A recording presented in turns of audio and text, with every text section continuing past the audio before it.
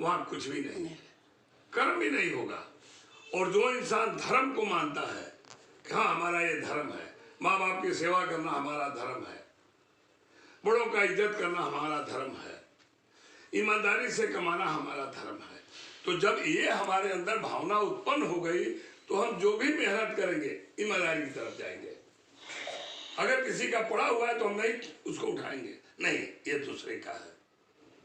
तो धर्म हमें क्या करता है, हमें ईश्वर की तरफ ले जाता है।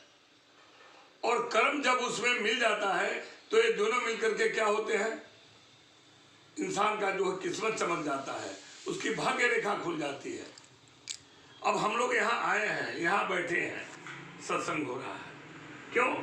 यहाँ जो हम कर रहे हैं वो हम ईश्वर का ही गुणगान कर रहे हैं।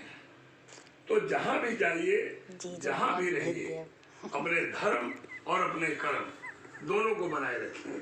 अब दोनों का बैलेंस बराबर रहेगा तो जिंदगी में कोई बाधा नहीं आएगी, क्योंकि जो बाधा आएंगी वो धर्म साथ है।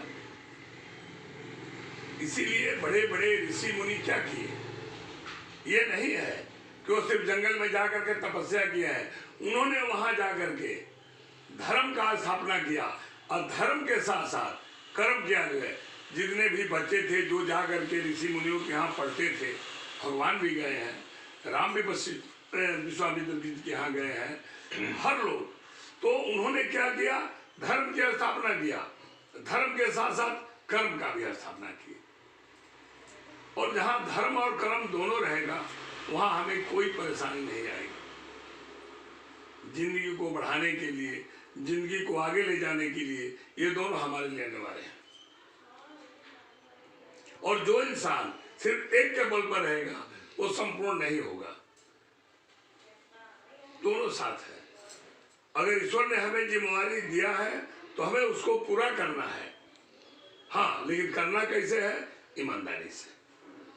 बहुत लोग सोचते हैं कि पैसा इकट्ठा करके ला दूं परिवार सुख करेगा, दूसरे का हड़प करके कोई सुखी हुआ ही नहीं। कहीं इतिहास उठाकर देखिए,